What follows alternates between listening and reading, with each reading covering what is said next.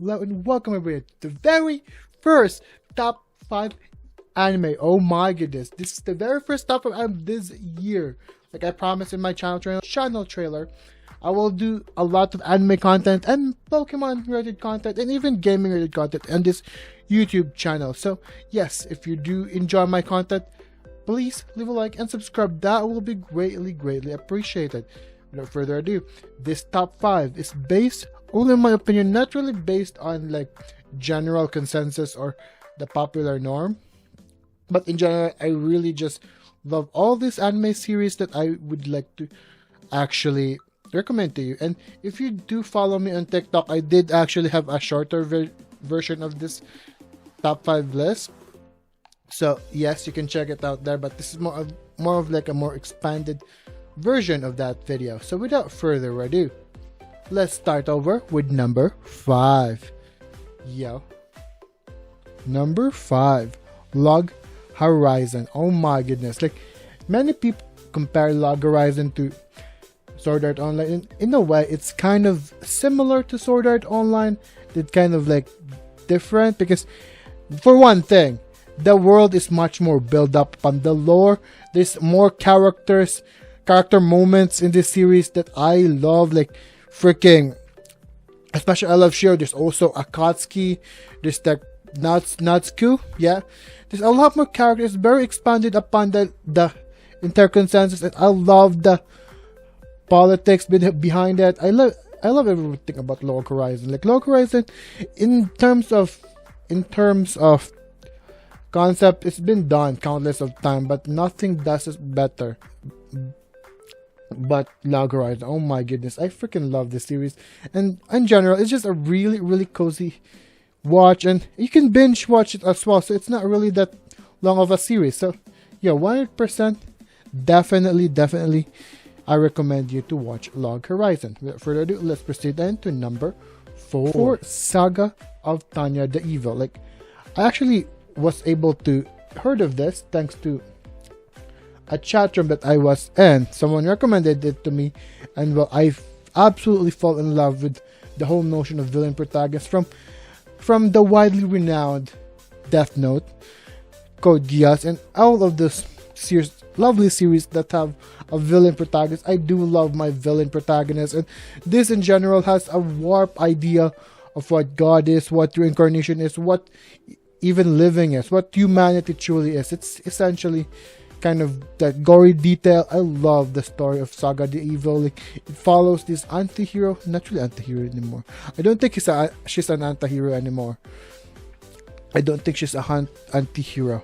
I think she's straight up a villain, like of a middle-aged salaryman who got transferred to another world, gender bend, to become an adorable lolly character and just terrorizing every adult in the near vicinity. Like, I freaking love the saga of the Tanya the Evil. Oh my goodness, I can't speak right now. Like, overall, following a more warped morality of a protagonist, I overall love that kind of concept. So yes, number 4, Saga the Evil. Without further ado, let's proceed to number 3.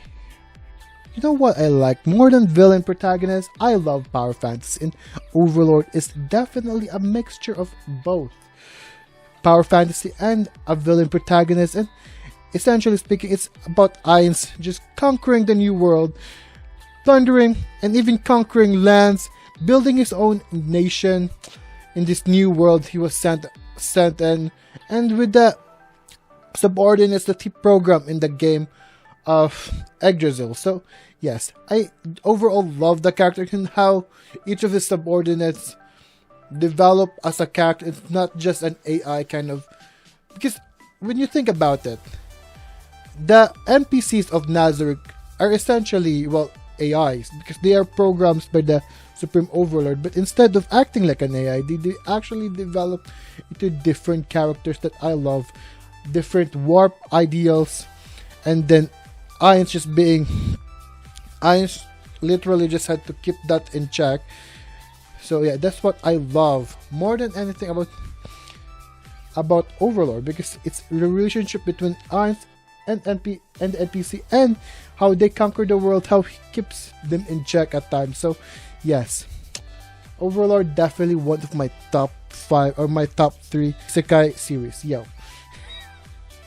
Number 2 is the same, essentially the same concept as Overlord, but taken in a much lighter tone, in much more cozier tone, and of course it's due to Rimur's pacifistic belief. So I feel like one of the charms of this is just him building up his allies, building up his country in general. So him building that up in a more peaceful way. I mean, overall, I did catch up on all the light novels. He will eventually fight stronger opponents in the future, but a majority of the time he's just going to be forging alliances, forging friendships. I love that kind of world building as building civilization in a much peaceful way. And then over the spectrum, I also love Overlord, which is pure and utter chaos and conquest. So yes, 2 anime, the same concept but taking different route. So which I love. Rimuru and Ainz definitely should meet one of that time. I feel like they would be friends. They would definitely be friends, right? So yes, number 2, that time I got reincarnated as a slime. Number 1, Jobless Reincarnation or Mushoku Tensei. I did catch up a little bit in the manga of this. I didn't catch up fully in the light novel, but from what I did read up, I love the whole concept of Mushoku Tensei. Like, commonly in an isekai, you will get reincarnated as this badass slime, badass skeleton, undead creature, badass guy that has a smartphone in him or superhuman abilities. You're like a god in this new world. But Mushoku Tensei, for me, well, Rudius did not start off badass. Like, he had to struggle to get past his past traumas in this new world, live through a new life, essentially speaking. So yes, that's what I love. This characters like makes him a better person. Like, Rudius himself is not really that much of a better person. Like, guy literally assaults girls he knows, my dude. Like, there's a perverted tendency. He's kind of greedy.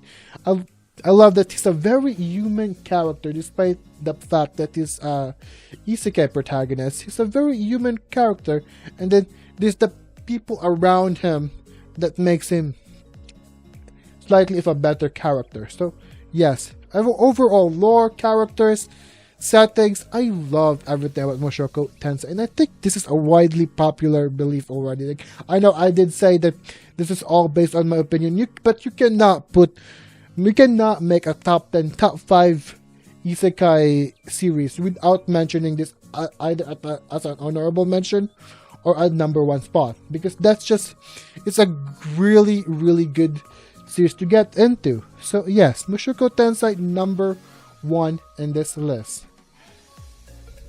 That is it for my top 5 isekai anime. How was it? Do you guys agree over my takes? I mean, some of them is kind of